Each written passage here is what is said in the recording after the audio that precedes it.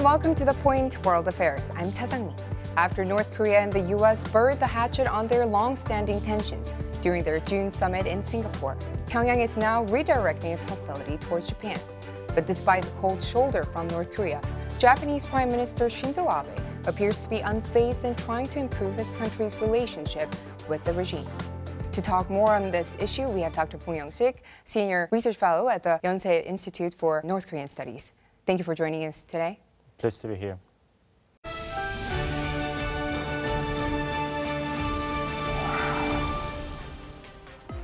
Ahead of the historic summit in Singapore, Japanese Prime Minister Shinzo Abe made a trip to the U.S. to meet with President Donald Trump on June 7.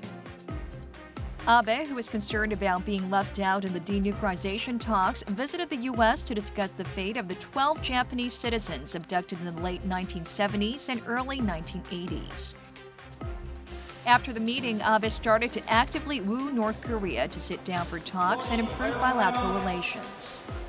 拉致問題については日本が直接しっかりと北朝鮮と向き合い二国間で解決していかなければならないと決意をしております。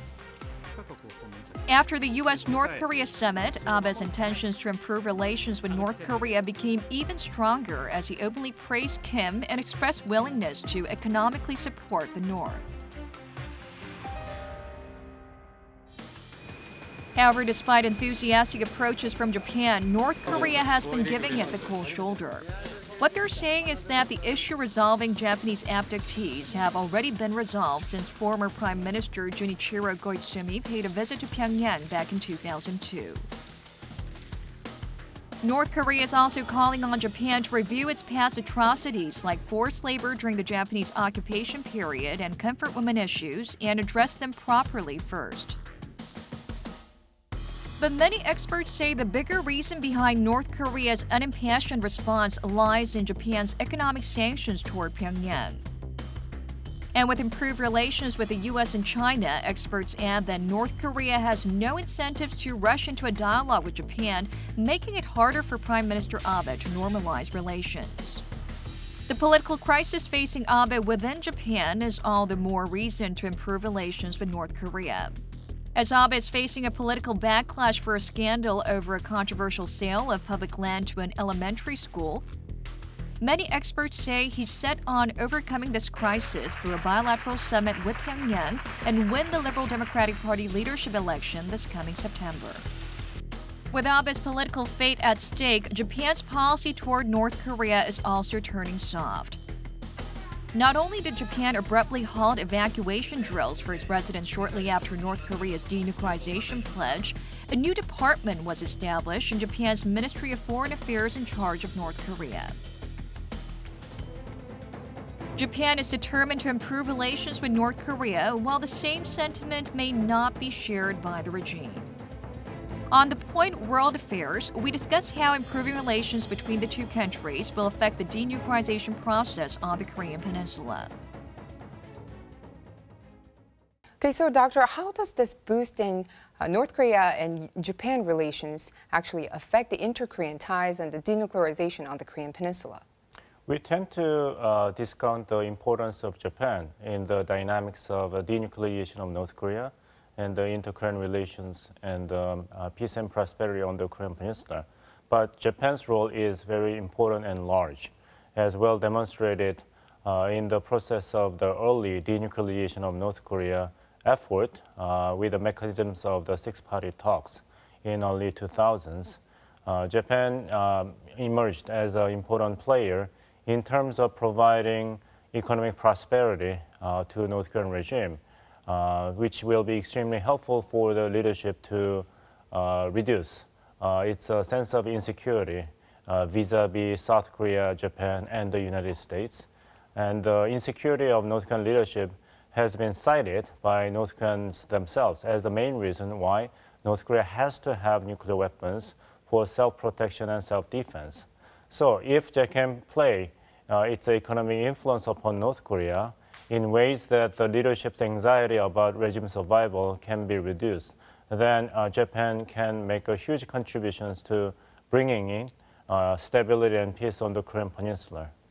So you're saying that Japan is a big player in terms of an economic ally to North Koreans.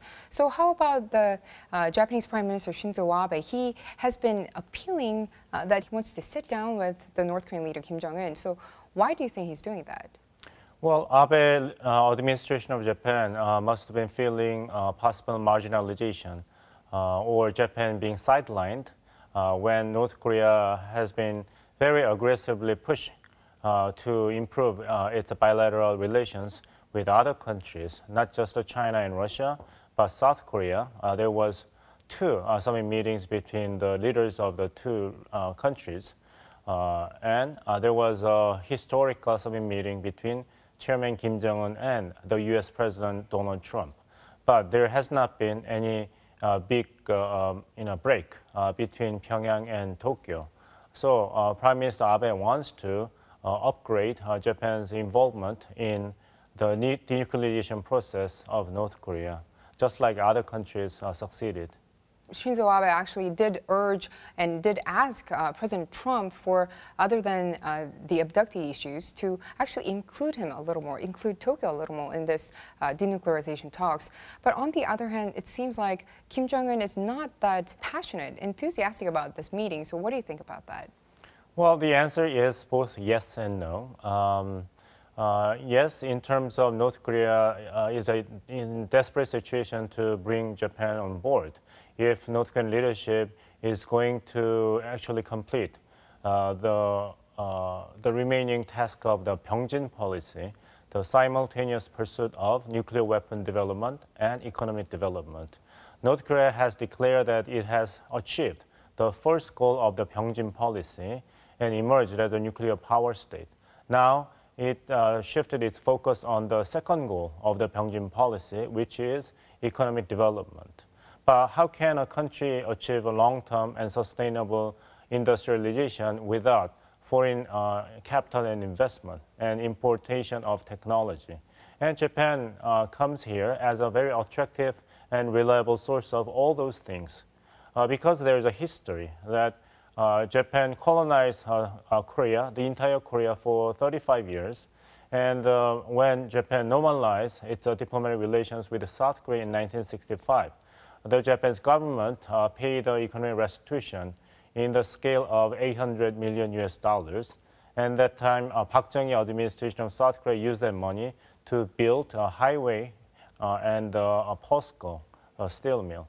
So, in today's dollar terms, if there will be a financial restitution by Japan as a compensation for its past wrongdoings during the colonial period, North Korean government may be expected to receive about $20 billion US, which will be a substantial amount of seed money for the leadership to launch the process of industrialization.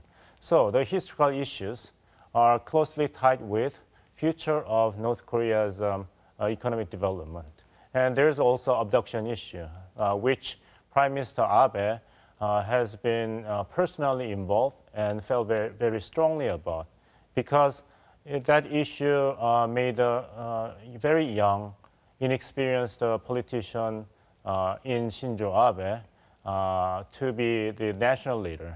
He is now serving the second terms as a prime minister, which is a very rare case in Japanese political history. So he believes that resolving the abduction issue between North Korea and Japan is his personal mission.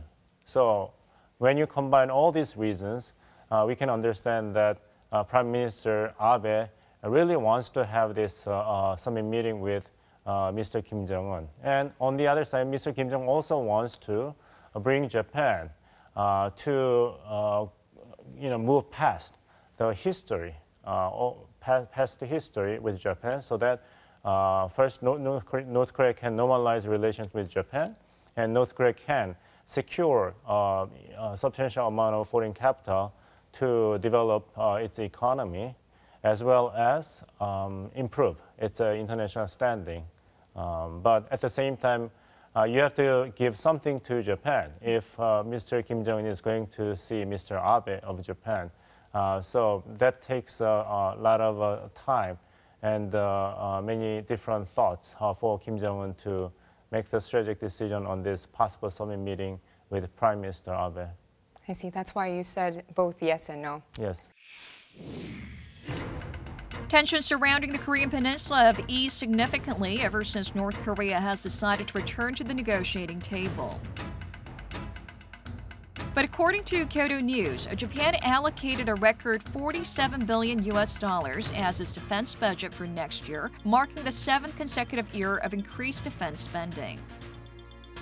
Japan's Minister of Defense Itsunori Onodera also highlighted the need for sanctions against North Korea, saying that it is still deploying hundreds of ballistic missiles that are in the range of Japan. The media has also reported that the Japanese government will not change its perception regarding Pyongyang's nuclear missile threats in this year's Defense White Paper. Despite the relatively peaceful atmosphere surrounding the Korean Peninsula and the fact that Abe desperately wants to improve relations with the North, Japan is still very much worried that North Korea will continue to develop its nuclear weapons secretly. According to a recent joint poll conducted by South Korean and Japanese media outlets, while roughly half of South Korean respondents felt threatened by North Korea's nuclear weapons, more than 80% of Japanese respondents still felt this way. Why are the Japanese people and its government so sensitive to North Korea's nuclear threats?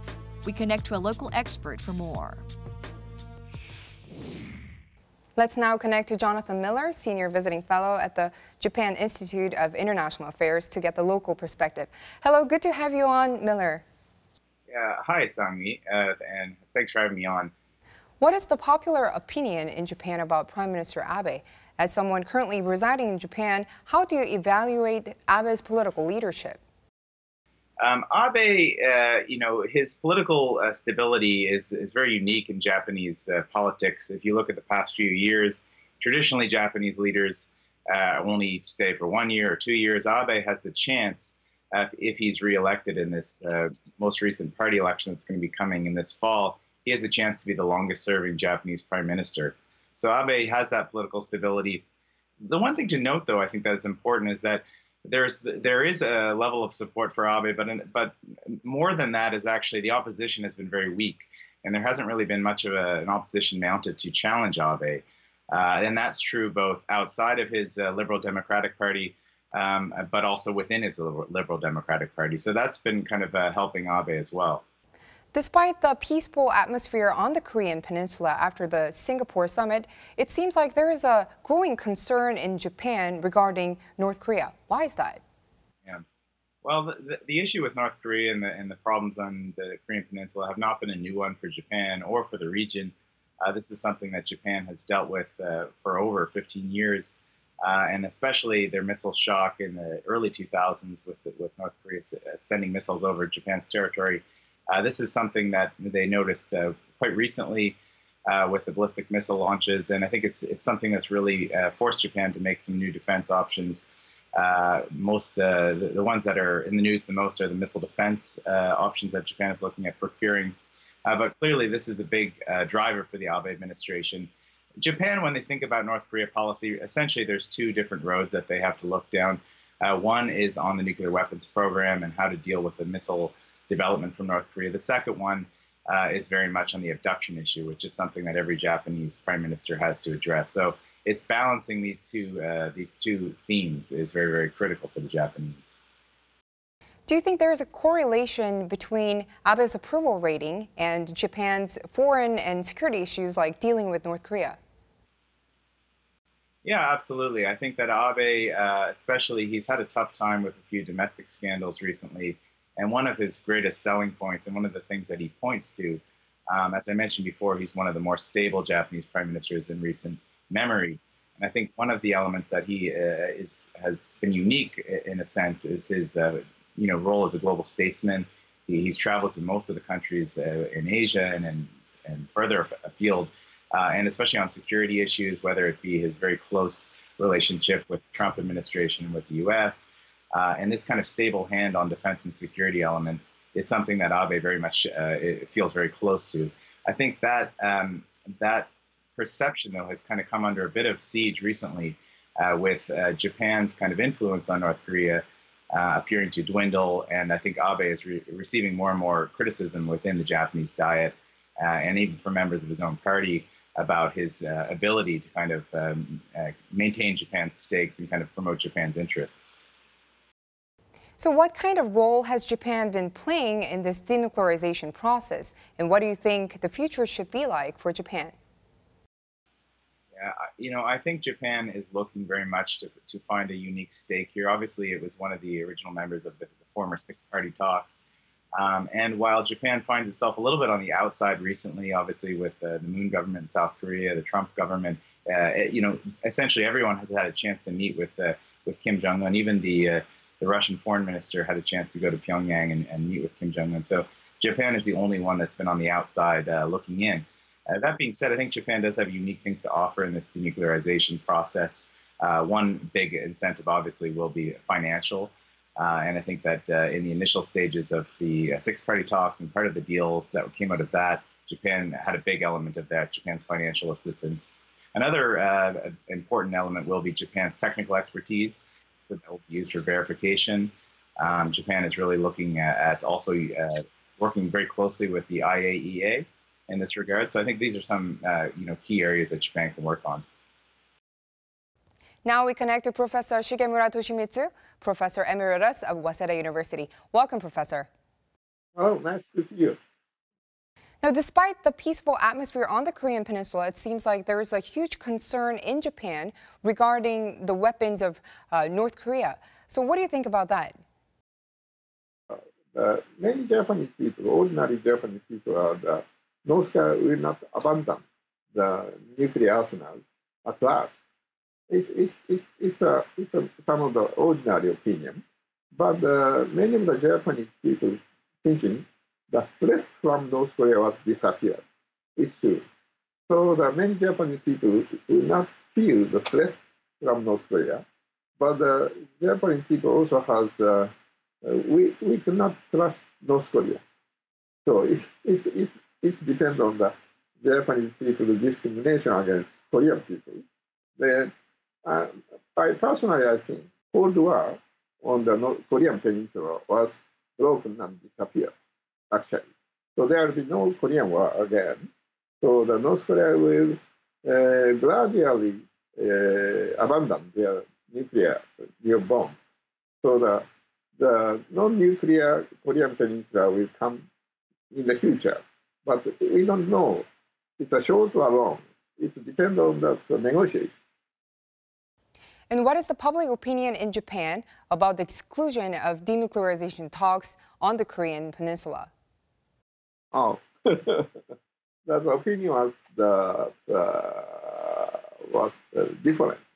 One side opinion is that we should join that negotiation, and also we have to take the bus going to North Korea.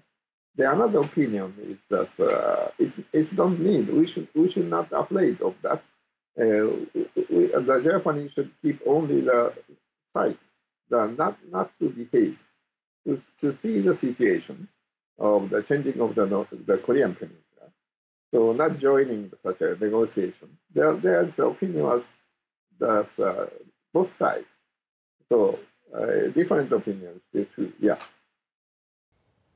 How about some changes in stance since the Singapore summit? Is there any difference since before the summit has happened? Some Japanese changed their mind, but many Japanese cannot trust North Korea. But Japanese people's behavior has changed. Before the Singapore summit meeting, Japanese local government always cautious against North Korean missile, and also the exercise, how to run away from the missiles, how could we prepare the missiles? There is some kind of exercise. But now, such exercise was stopped, and they're not again. So it means that ordinary Japanese mind is not changed, but their behavior was now changing. Prime Minister Abe has been wanting to sit down with North Korean leader Kim Jong-un. So why is Abe trying so hard to engage in talks with North Korea? Prime Minister Abe's wording and the speech was changed after the Singapore summit meeting. Now the Prime Minister Abe would not blame the North Korean leader. Also, he is praising the North Korean leaders.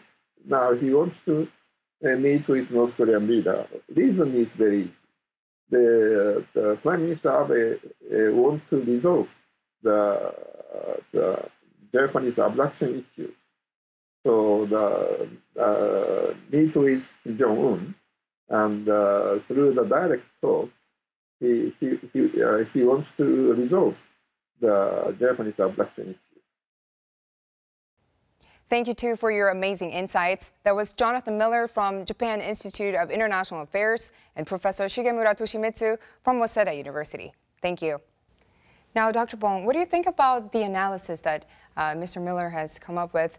He mentioned that financial issues and technical expertise are the two factors that Japan actually has influence on North Korea.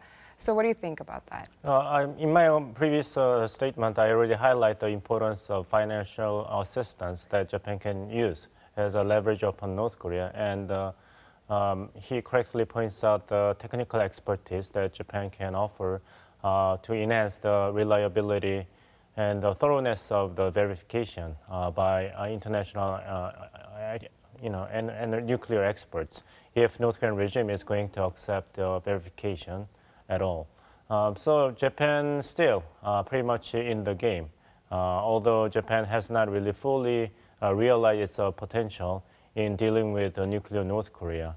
But as well illustrated by the remarks by the Foreign Minister of Japan, Mr. Kono, at the joint press conference when the United States Secretary of State Mike Pompeo returned from Pyongyang from his third trip to North Korea, then Foreign Minister Kono emphasized that three security partners all agree that the North Korea's missile threats of all ranges, not just long-range missile threats, which is the main threat to the United States, but missiles of all ranges must be dealt in the process of denuclearization of North Korea. So Japan has been maintaining a very stern and high demand when it comes down to moving ahead in the direction of a denuclearization with North Korea. So unless Japan is persuaded, then